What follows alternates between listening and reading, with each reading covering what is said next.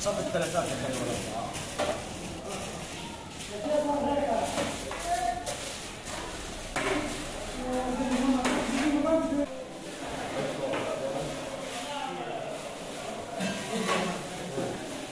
الرحمن الرحيم. اليوم 30 أكتوبر 2023 في ظل الحرب الإسرائيلية على قطاع غزة، أمود كرفاني تقدم مجموعة من المساعدات لأهالي قطاع غزة، وجبات فردية لأهالي قطاع غزة. نسأل الله أن يتقبل منهم، بورك لكم في عطائكم وجعله الله في موازين حسناتكم، والحمد لله رب العالمين.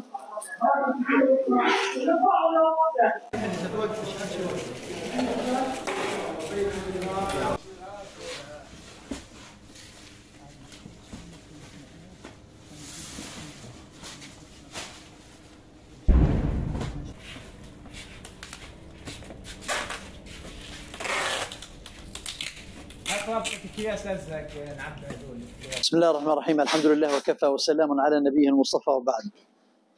يقول الرسول صلى الله عليه وسلم: المؤمن للمؤمن كالبنيان المرصوص يشد بعضه بعضا. اليوم في قطاع غزة في ظل هذه الحرب الإسرائيلية على قطاع غزة، وفي ظل نفاذ البضائع من كل قطاع غزة، وفي ظل عدم وجود منظفات في قطاع غزة، وفي ظل عدد كبير جدا من النازحين الذين هدمت بيوتهم، والذين لجأوا إلى المدارس، والذين لم يجدوا من يرعاهم، حتى وكالة الغوث لم ترعاهم.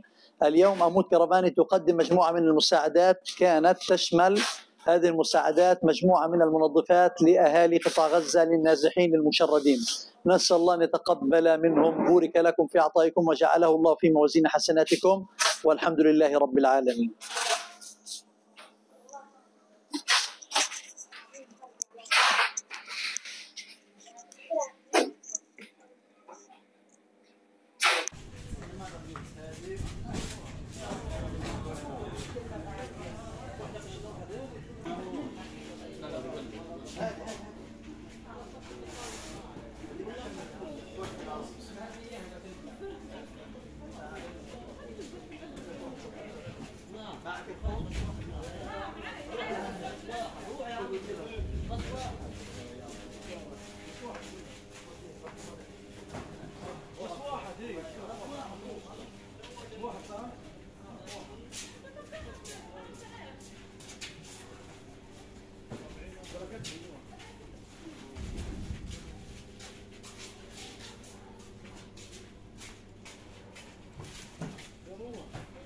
استنى